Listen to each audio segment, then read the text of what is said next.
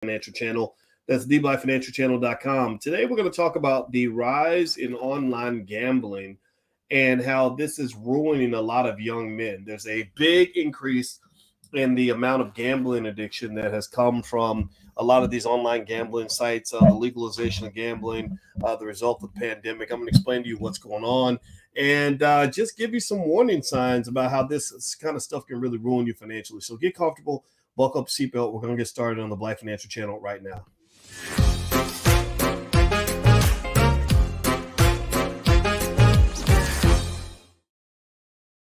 Black Financial Channel. That's theblackfinancialchannel.com. My name is Dr. Boyce Watkins. I'm your friendly neighborhood finance professor. On the Black Financial Channel, we talk about Black wealth and Black economics every single day, sometimes as much as 10 times a day. Our goal is to make you smarter, stronger, and more economically capable. I want to see you rich. I want to see you win. I want to see you prosper. And I also want to see your children prosper because that is the B1 philosophy. So if you agree with that philosophy, put a B1 in the chat. That is our calling card, B1, Black First. That means we put our community at the top of our priority list. All right, guys. So shout out the city that you're from as you come in. I want to say hi to Yashika. I see you in there every day, girl. So I appreciate you, Yashika. God bless you for all your support. And also anybody that also wants to support the podcast, you can support by sharing this video, hitting the like and subscribe button, hit the notification bell so you'll be notified when we go live. Black intelligence is not popular in the media, so we're kind of fighting an uphill battle, but we can really use your help. And I believe that with your help, we can actually change the culture. And so today I want to talk a little bit about something I just read about the rise in gambling addiction that has occurred since the pandemic. This is as predictable as inflation was during the pandemic. During the pandemic, a lot of financial experts like myself basically saw the government literally printing money like it's going out of style, writing all these stimulus checks and giving money to people that didn't need it. Not you and I. I'm not talking about regular people. I'm talking about, even Harvard University got a check for $15 million that they didn't even ask for. So they're throwing all this money out in the economy. And we were basically saying, if you keep doing this, you're going to have an inflation problem. And surprise, surprise, a year later, we have an inflation problem. Well, another issue that was sort of brewing under the surface is everybody was so caught up in what COVID was doing, they weren't thinking about all of the significant impact on mental health. They weren't talking. Give me a yes or no if you or someone you know suffered severe mental health effects from the isolation of the pandemic. Give me a yes or no if you noticed that.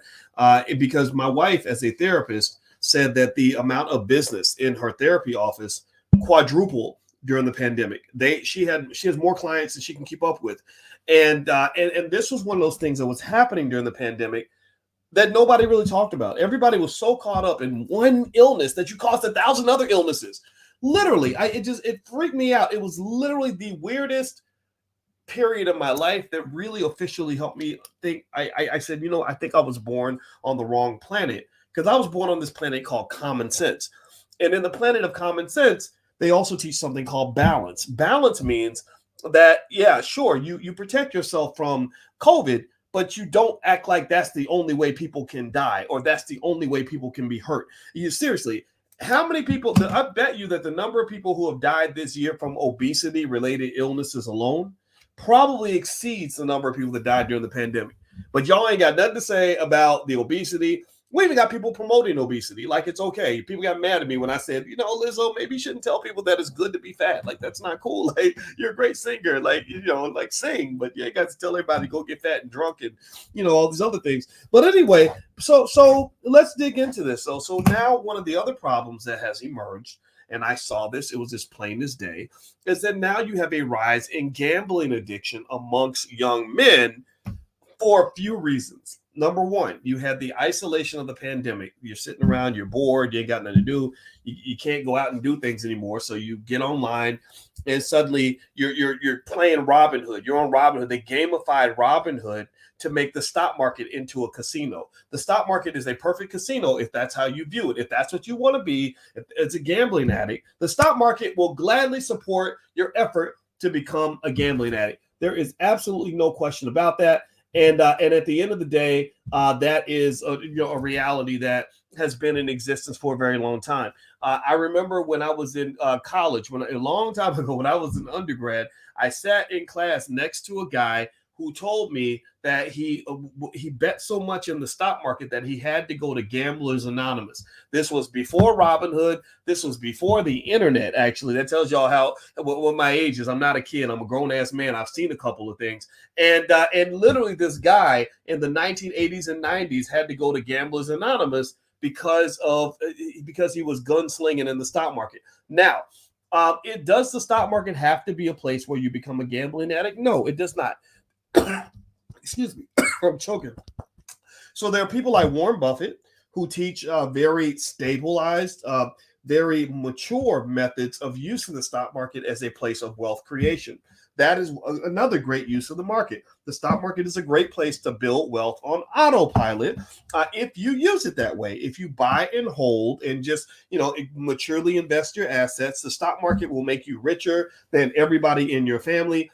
This has been the continuous gospel of this platform. Most of our people don't listen. We listen because we're listening to rappers who are half of whom are broke, the other half going to jail, the other half got drug addictions, but y'all still listening to them and not listening to the smart people in your community. That's part of the reason why you have the same problems over and over and over again. So here is something I'm going to lay out but it's only for people who have common sense. If you're in this category, pull out Dr. Boyce, the finance professor, and Uncle Boyce, the OG, and I'm also going to pull out Mr. Boyce Watkins, the husband of a therapist. Give me a yes in the chat if this information can benefit you, if you want to hear this. Give me a yes. I'm looking for the people that have common sense. I'm not looking for the people that are going to get easily offended. I'm not looking for the people that want to continue the dumb shit. I'm not looking for people that don't want to advance. So give me a yes in the chat if this is information that you actually want to apply in a productive way. All right. So here's the deal. And this is another thing I forgot to mention this. My wife also happens to be an expert on addiction. She teaches college classes about addiction. So this is not just a guy arm waving on the internet. This is real science here. So a couple thoughts come to mind. Number one, the pandemic naturally led to gambling addiction for two reasons. One, you had a lot of isolated people who are very depressed. Depressed people tend to do things that give them these jolts of endorphins in their brains that make them feel better, right? Just like sex can become something you become addicted to. Alcohol is easy to become addicted to. Crack cocaine, you can become addicted to that. And also gambling. The four vices. Now pay attention, ladies. If you're thinking about marrying a man, you need to look out for the four vices. And also men, you need to look out for the four vices within yourself.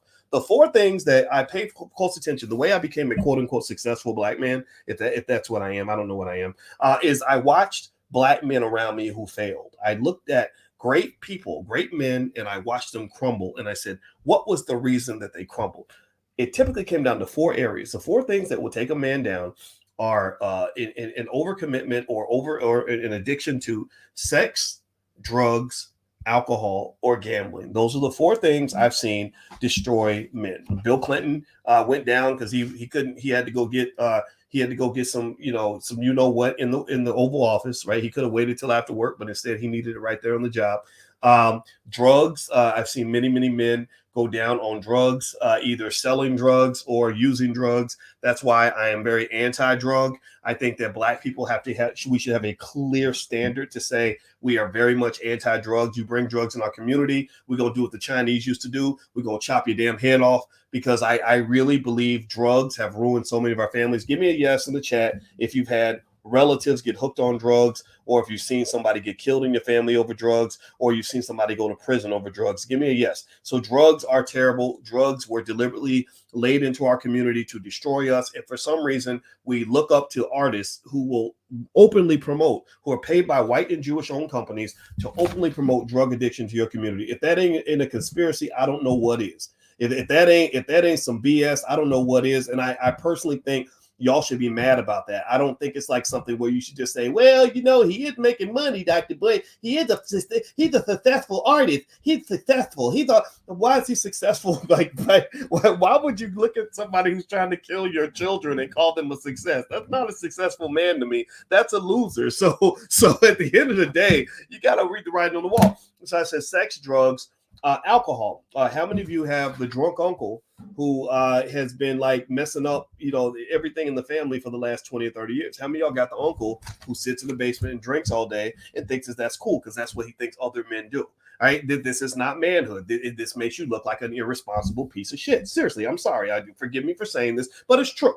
I've just seen it. I've seen that guy who drinks so much that he forgets to pick his kids up from school, so his kids don't respect him. He passes out in the front yard, so the kids are stepping over daddy, like daddy drunk again, right? That's not cool. There's nothing cool about all of that. And this is important because remember, this is not just an economic battle. Before you win the economic war, you must win the culture war.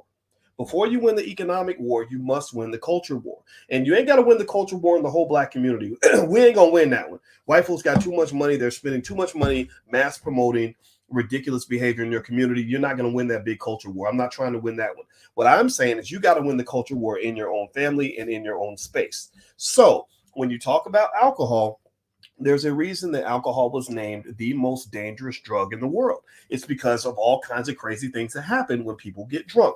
Megan Thee Stallion gets shot in the foot by her drunk ass boyfriend who never was taught by his daddy that you don't run around with a gun on your hip while you've been hitting the liquor bottle. You don't mix the Henny and the Glock at the same time, or you'll be doing 25 years in prison and your girlfriend might get shot in her foot. That's just not cool, not smart. But we don't talk about that enough because we're trying too hard to fit in. I don't want to fit into any of that. I don't want to fit into a failing culture. I'm evacuating the building. I'm walking away from anything that you think is black, that is negative, toxic, or harmful. I don't want no parts of that. Just call me a white boy. Tell me that I'm a Klansman. Tell me I'm acting white. I don't know what you want to call me, but I don't care. I'm walking away from all of that because I don't want to see my children traumatized. I don't want to see the people I love have a worse life because I was in it. I want their lives to be better because I was in it. So no, you're not going to hear about Dr. Boyce with the Henny in one hand and the Glock in the other that shot Dr. Alicia in the foot because he out here just tripping because he think he the man because he got a couple rap albums and 50 gold chains around his neck. Well, let's just see how that all plays out for you when you up in the penitentiary, bro, because this is not cool. I feel sorry for you because your father should have told you these things. And so anyway, let's move on. And I you know what, I'm gonna tell you the truth. If I seem a little triggered by it, I really am. It's because my whole life I spent time fighting against men. I remember one time I was sitting with a guy, and I think he might have been a dope dealer. He kind of had that old fake bravado about him or whatever. We don't know what he did. I know he had a lot of money, and nobody knew exactly how he got all this money. And I remember he offered me a drink. And I was in Guyana. And now this was not an African-American man, so we can't put this on African-American men. He was from Guyana. And he offered me a drink. And I said, nah, man, I don't drink. I'll take some water. And he said, well, in Guyana, we'll make fun of you if you don't drink and you're a man and you don't drink. And I said, well, I make fun of you because you look ridiculous when you get sloppy drunk. Like, I don't want to be out here breath stinking, acting a fool, embarrassing myself and my family. So no, pass me the water. And Shaquille O'Neal, to his credit, did that. He went on Drink Champs, which I don't like that show because I don't like the idea that you want to show like you're proud of how quickly you are destroying your liver. Like you're proud of how quickly you're pushing yourself to an early death. Why the hell do you want to be a champion at something so terrible and toxic? Why not just say, I get a little drink every now and then, or I might drink a little beer or a little wine or a little vodka or whatever every now and then. Why must you become a drink champ? Why do we think that is tied into masculinity? That is crazy to me because you have no idea how many men get killed or end up in prison because of things they did while they were drunk. You also don't know about all the trauma that occurs in families because daddy done got drunk and came home and decided to punch everybody in the face. So that ain't cool, man. So I remember standing up to this guy and I was like, dude, you're not going to make fun of me because I don't drink. Like, to hell with you. Get out of my face. Like, with that old fake masculinity, wearing your chains and got your chest stuck out. Oh, I know I'm a man. And then I know that I'm a man because I ain't got to go around proving to nobody that I'm a man. I know I'm a man because I just am. So anyway, let me keep going. Let me get to y'all done got me triggered, man. Do me a favor, hit the thumbs up button, thumbs up, share, subscribe. This platform's actually on Spotify and also on Apple. If you want to listen to this podcast, just look up the Dr. Boyce Breakdown. You can find it there. Also, just a reminder, I have a book out called The 10 Commandments of Black Economic Power. You can get a copy on Amazon. Feel free to go to Amazon, or you can go to drboycebooks.com. It's totally up to you if you want to take a look at any of the books that I have. I want to make sure you guys know about that. All right, so the last of the 4 vices. So I mentioned the 4 things that can bring a man down, and this is important for any man that wants to be successful, so we mentioned sex. So sex is cool, But sex with too many women in too many places will get you in trouble. It'll get you a lot of diseases, a lot of baby mama drama, a lot of terrible distractions, and you might luck out and actually get a false accusation, some sort of Me Too situation where you get accused of something that you did not do. So drugs, bad, because drugs take you out of your right mind. A man cannot be intelligent or strategic when he's high on drugs. He also is not an asset to his family. He becomes a liability because you can't love the people next to you because you're too much in love with the cocaine. The alcohol, equally bad. We talked about alcohol a second ago, so I'm not going to reiterate that. The fourth one, and this is the topic of this conversation, is gambling. Gambling. I remember my father, who is a person who actually overcame a drug addiction. He actually was addicted to heroin when he came back from Vietnam. And I remember him telling me that a gambling addiction is the worst addiction that a man can actually have. He said that, and here's my experience that corroborates my father's point. And I'm speaking on this also as a financial guy. The problem with gambling addictions is that it opens that door for you to put yourself in such a depressing financial hole that literally you could work your job for the next 800 years and never get out of that hole. There's a reason why you hear so many suicides that occur when someone has a gambling addiction, or if you watch shows like not Triggered, what was that show? Snapped. Shows like Snapped or American Greed. Every now and then you'll see an episode about a man who was who murdered his wife, right? But he was on TV crying because his wife disappeared or whatever. But he might have murdered his whole family, collected the insurance money, and they find out that what drove him to do these things was partly a gambling addiction that put him so far in debt that the only way he was able to deal with it or to confront it is to get a big check from the insurance company. Now, I'm not saying that the gambling addiction is going to make you kill anybody. I'm saying that it's a horrible place to be. And the thing is, once it sucks you in, it's kind of hard to get out of it. And if you talk about really destroying your generational wealth, it's a big destroyer. The only person I've ever seen have a gambling addiction that didn't end up in a crazy situation was Michael Jordan, maybe because he has so much money. But then again, when his father died, a lot of people wondered if there was a connection. I'm not going to make that assumption at all. I know people that know Michael Jordan, so I'm going to totally walk away from that one. But at the same time, most of the time, gambling addictions put people in a financial grave. Antoine Walker, who hung out with Jordan, used to gamble like crazy. Antoine Walker made $100 million in the NBA. He ended up broke. So what is happening now is that since the pandemic, there's a study. There's the article that I read was in the Wall Street Journal, and they said that there has been a massive rise in gambling addictions amongst young people. And they say gambling and gambling problems are surfacing amongst young men in particular. Increasingly teenage boys, say counselors, therapists, and addiction experts. They cite the rise in time spent online during the pandemic, the legalization of sports betting in a growing number of states, and the increasing presence of gambling-like elements in video games. So here's the thing. They understand the science of it all. They understand a lot of video games and even the Robinhood apps and things like that. They actually study what the casinos do to trigger certain reactions inside your brain. They randomize it in a certain way so that it kicks into the gambling instinct. And even social media, if you do the research, social media is designed to be addictive. The way they'll have the dings and the beeps and the buzzes, and they randomize the content. So you're scrolling and scrolling and scrolling because you don't know when you're going to see that next post that's going to give you some sort of endorphin reaction. You're looking for that post that's going to make you laugh, or that pretty girl that's going to get you excited, or that music video that captures your attention. So ultimately, everything has become gamified in our society. Everything around you has basically become digital crack. It has become digital crack. So some of the smartest things that people are doing now are things like social media detoxes. That's a real thing. That withdrawal is a real thing. The ability to put your phone to the side for a certain amount of time so you can regain your sense of self. That's like a real thing. And so what they're saying is that that for young people who haven't learned how to sort of balance and calibrate, who don't have the awareness yet, they're being sucked into these gambling addictions. There's so much legalization of gambling that's taking place. Even companies like DraftKings, they couldn't have operated online and marketed to anybody the way they do now. They are now marketing sports gambling inside sports arenas. That is going to destroy so many families. And what I'm going to say to you, just point blank, is when you're looking at your spouse, and unfortunately it affects men more than women, even though women have their own issues and their own vices.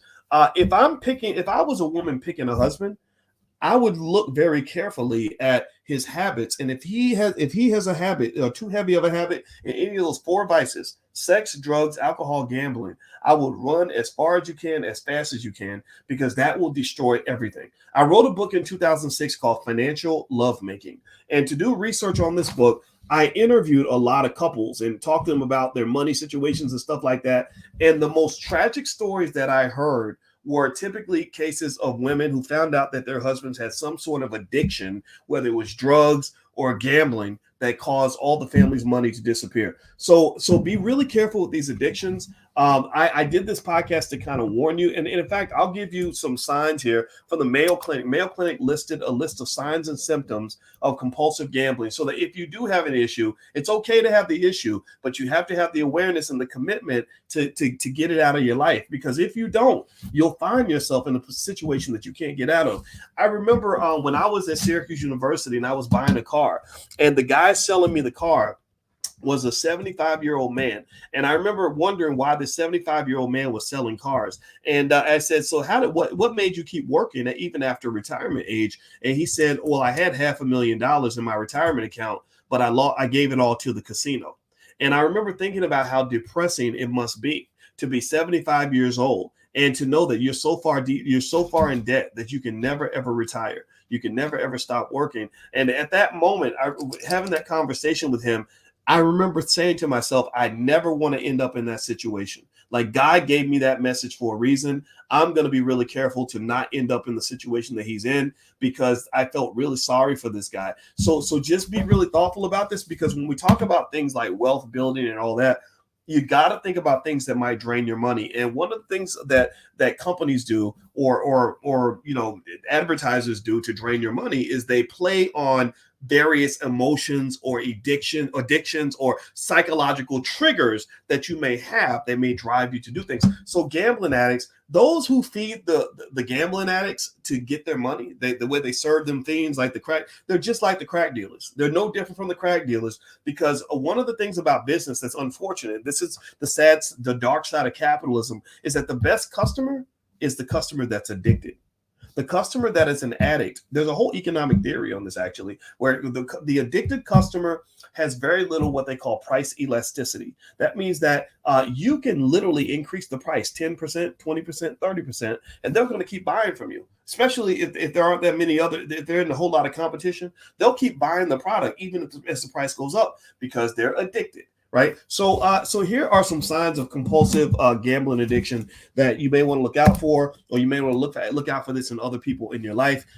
Before I move on, do me a favor, please hit the thumbs up button, thumbs up, share, subscribe. Also, don't forget, in the Black Business School, we educate children as well as adults.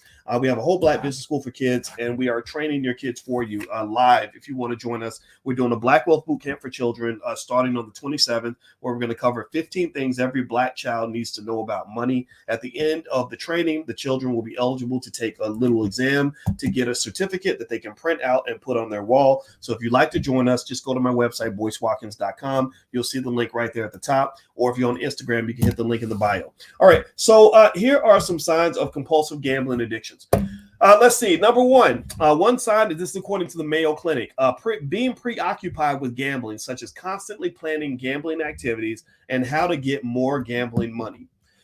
Next, needing to gamble with increasing amounts of money to get the same thrill. So small amounts of gambling doesn't do it for you. It's the big win that gets you going.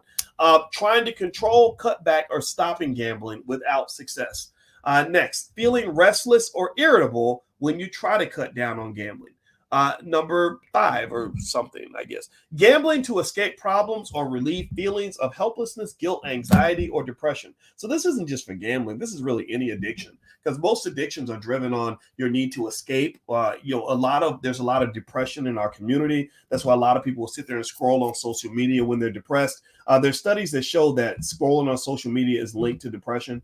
Or if you look at DJ Twitch, who killed himself, if you recall, the day before DJ Twitch killed himself, he was on social media doing TikTok dances, and he was doing dances every single day up until the day that he decided to kill himself. So ultimately, a lot of these addictions, whether it's a social media addiction, a sex addiction, alcohol or drug or whatever, it's all driven. A lot of it's driven by that need to escape some sort of sadness that you might feel in your life. Black people struggle heavily with depression and anxiety. There's a whole book called Black Pain, written by Terry. I can't remember her last name, but I think Terry Foster, if I'm not mistaken. Maybe I got her last name wrong. But there was a great book called Black Pain, where she talked about all the Black women that are struggling with depression, and that depression may show itself in various forms of addiction. It could be sexual addiction. It could be a religious addiction, like I'm addicted to Jesus because Jesus is the only thing that can make me feel better, or it could be some other form of addiction. So women and men both have our struggles in terms of things that we might do a little bit too much. Next, trying to get back lost money by gambling more, chasing your losses. So you lose money and you keep betting because you keep thinking you're going to get it back, but you never do. Lying to family members or others to hide the extent of your gambling. Risking or losing important relationships, a job, school, or work opportunities because of gambling, or asking others to bail you out of financial troubles because you gambled your money away. They said most casual gamblers stop when losing or set a limit on how much they're willing to lose. But people with a compulsive gambling problem are compelled to keep playing to recover their money, a pattern that becomes increasingly destructive over time. Some people may turn to theft or fraud to get gambling money. Some people with a compulsive gambling problem may have periods of remission, a length of time when they gamble less or not at all. But without treatment, the remission usually is not permanent. So you should see a doctor let's see, they said they have family members, friends, or coworkers express concern about your gambling. If so, listen to their worries, because denial is almost always a feature of compulsive or addictive behavior. It may be difficult for you to realize that you have a problem. Causes, exactly what causes someone to gamble compulsively. Let's see, they said it could be linked to a combination of biological, genetic, or environmental factors. They said the risk factors for gambling addictions are mental health issues. People who gamble compulsively often have substance misuse problems, personality disorders, depression, or anxiety. Compulsive gambling may also be associated with bipolar disorder, obsessive compulsive disorder, or attention deficit disorder. Age. So actually, when they talk about ADHD, it makes me think about all the Black boys that they put on those drugs when they were young. And I feel like it opens that door for other drugs when they get older. Age. Compulsive gambling is more common in younger and middle-aged people. Gambling during childhood or the teenage years increases the risk of developing compulsive gambling, but compulsive gambling in the older population can be a problem also. Sex. Compulsive gambling is more common among men than women. Women who gamble typically start later in life and may become addicted more quickly. But gambling patterns among men and women have become increasingly similar. Family or friend influence. If your family members or friends have a gambling problem, chances are greater that you will too. I remember I had a buddy whose father used to always go to the horse track, and they were always at the track. And my friend would go to the track with his dad all the time, and they would gamble. And then one day my friend got killed, and there were people who came to me and said that they think that my friend might have been making money the hard way, if you know what I mean, making money in a legal way. And I said, no, he would never do that. Why would my friend ever do something like that? And then I thought about that gambling addiction. I thought about that compulsive gambling that I saw from his father, the way it affected him. And it made me then think like maybe there was the possibility that maybe he made some bad choices in order to get the money he needed to gamble. I don't know if that's true or not. It could be all speculation, but it did make me think and reflect honestly. So a lot of times, the way you end up in various forms of economic slavery or doing things that are out of character or doing things that are going to get you in a bad situation typically come from, having some sort of financial vulnerability, right? Some sort of financial vulnerability. It may be a vulnerability in your soul. Maybe because your self-esteem is low, you feel like you got to buy Gucci or buy Louis or buy Henny or whatever, or some luxury brand in order to feel better about yourself. Or maybe your financial vulnerability is that your parents never left you any wealth. They never taught you anything about economics. They did not invest for you. So you're out here in the world and you have no money. So if you don't have money, then next thing you know, you're sleeping with some fat, ugly man in order to get your rent paid. And it's making you feel worse about yourself. But you're doing what you got to do. right? But you're not really kind of doing what you got to do, but you're doing what you feel like you want to do, or that you kind of sort of need to do because you put yourself in, or somebody put you into a bad situation or to a corner. So there's some other vulnerabilities. So here they're saying that some of the vulnerabilities to compulsive gambling may be, some things like mental health issues, or influence from your friends or family, or maybe, let's see, they're talking about personality characteristics. Now, some complications of compulsive gambling can have profound and long-lasting consequences for your life, such as it can affect your relationships, it can cause financial problems, it can cause legal problems or imprisonment, poor work performance or job loss, poor general health, suicide or suicide attempts or suicidal thoughts. So a lot of times when somebody might kill themselves, I'm always wondering, where were they financially? There's one of the three key areas I imagine that will lead to a person taking their life. In a lot of cases, it might be something serious financial that you can't get out of. It might be, in fact, I think the OJ Nicole situation, I believe that might have been linked to drugs or money, or both.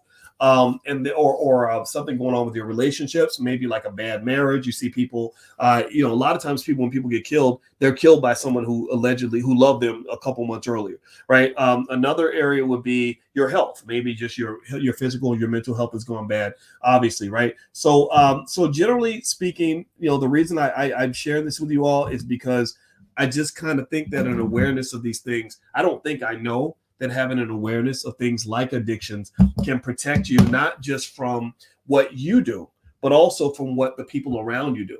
There's a concept that we've talked about on this platform that I worked on extensively during my dissertation process, which was called financial contagion. Financial contagion. Financial contagion, one manifestation of that is that your outcomes aren't just a product of what you do. Your outcomes are a product of what people around you do. Right? The people around you can ruin you just as fast as you can ruin yourself. If you want to know what I'm talking about, think about how many people ended up getting 30 years in prison on a RICO charge because their boyfriend or their girlfriend was dealing drugs, or they made a phone call and got wired into some sort of conspiracy. And next thing you know, they're going down to, or maybe somebody got shot because you're in the car and you're dating somebody who is involved in stuff that you're not, that you know nothing about, right? Or maybe you marry somebody who has vices and is making bad choices, and next thing you know, the family finances are in the toilet because you married an idiot who is messing up your money, right? So ultimately, that financial contagion means that awareness is critical for anybody that wants to get ahead. You have to have awareness of not just what you do, but awareness of what the people around you are doing. And you have to also have enough self-respect and self-esteem to protect that what you have going on. So I would link it, for example, to something like sexual promiscuity. If you are just laying down with anything with a big butt and a smile, or you're laying down with any man who can charm you with a couple of fancy words or some alligator shoes or whatever the hell, because he got a little swag. Next thing you know, you're letting his infected penis go inside your body, and his spirit and his physics are being injected inside of you. And then next thing you know, you're carrying around all the baggage he's created in his life. Well, that to me is a self-esteem issue to some extent, because if you really value yourself, you're not going to expose yourself to things that can ruin you in that way, or that can taint you in such a way that after you walk away from that situation, nobody else is going to want to be around you, because now you're infected in more ways than one. I'm not making fun of anybody. I'm not dogging anybody for their choices, because I think these can apply to both men and to women. But when I learned how to value who I was, and value my dreams, or value my finances, and value my health physically and mentally, I started learning how to say no to people. I started learning how to say, no, I don't want no parts of that. Just this month, there's a multimillionaire that wanted to work with me on something, and I probably could have made some money, but I said, I don't like you. You're not good for you stress me out. You get on my nerves. You do terrible business. I don't want to be around that. I don't want those kinds of problems, and so generally I would encourage you in those three major areas of your life that you're trying to be successful in, that they're all connected: your health, your wealth, and your relationships. Keep that contagion concept in mind, because it's very hard to be successful when you're surrounded by a lot of people who are determined to be unsuccessful. It's very hard for you to be financially well off when you're surrounding yourself with people who are economically destructive. On the flip side, if you're surrounded by people who are doing great things and making good choices and winning on every level, then that's going to naturally elevate you. That won't make you feel like you're swimming against the stream. And it's important that Black people, that we develop this awareness, because you've got a lot of sick people in your community.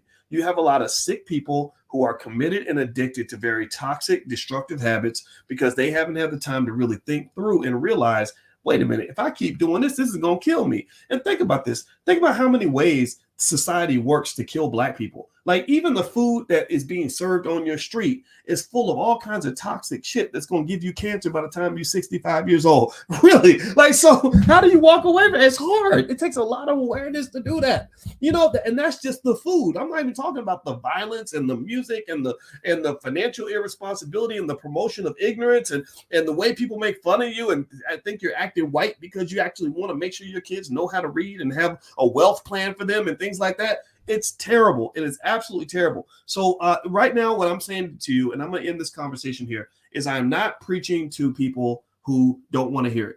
I have no interest in trying to convince people to change their mindset. I can't do that. I'm not persuasive enough. I ain't charming enough. I ain't good looking enough.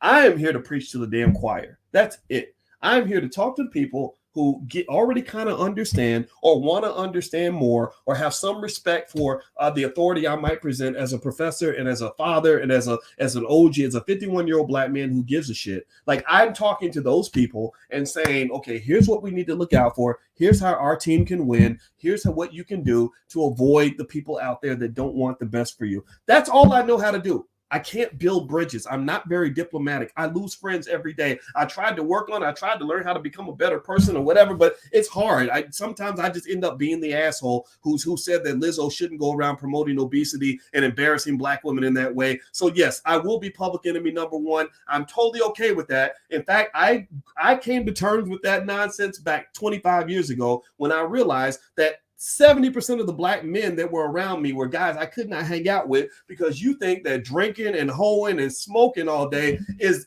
somehow the pathway to being cool. I don't want to be cool. I want to win. I don't want to be sitting around being a victim because I done got shot by the cops. No, I'm the guy who tries to prepare in advance to avoid situations where I might get shot by the cops. And that literally made me an outcast, and I became very comfortable in that space. White people didn't like me because they feel like I'm too radical and Black, and they think Black love means you hate white people, and that's fine. So they abandoned me. And then a lot of Black people abandoned me. But it's okay because I'm winning and I can get up and smile every day. And I love my wife and I love my kids, and I'm genuinely happy with my life. So in my mind, that's a touchdown. That's a touchdown. Happiness is the win. Happiness is the goal. So find your bliss, find your happiness. Don't let anybody block you from that, and take the strategic steps necessary to put yourself in a position where you can find that bliss. You ain't going to find it in a textbook. You ain't going to find it in a public school. You ain't going to find it on the corporate plantation. You ain't going to find it on TV. You're only going to find it when you truly search your soul, figure out who the hell you're supposed to be, and then gain the courage to be that person. That's my 2 cents for today. I'm done talking. Thank y'all for listening. I appreciate you very, very much. If you could, please hit the thumbs up button. Thumbs up, share, subscribe. And let me give you guys a stock that I actually am buying shares of. Actually, I told you guys I was going to buy it today, but I can't buy it today because I forgot the markets are closed today. I'm going to buy it tomorrow. And the ticker symbol for the stock is STEM. It's STEM Technologies, I think that's what it's called. So STEM. I did my research. I like this company. I'm going to own it, and I'm going to own it for years. So long term, this looks like a stock that I think is going to do well. If you'd like to learn more about stock investing and all this other stuff, feel free to go to my website, boycewatkins.com. There's free stuff there. There's low cost stuff. Also, you can sign your kids up if you want them to join our Black Wealth Bootcamp for children. Feel free to do that. It starts tomorrow on the 27th. And so I'd love for you to bring your kids along. We believe in educating our own. We believe we can do this. We do not need the public school system. We're not looking to anybody to do anything for us because we have the experts in our own community, and that's what the Black Business School is all about. So God bless you guys. Have a wonderful day. Thank you all for listening. And if you could hit the thumbs up button on your way out, I'd appreciate it. Talk to you guys later. Peace.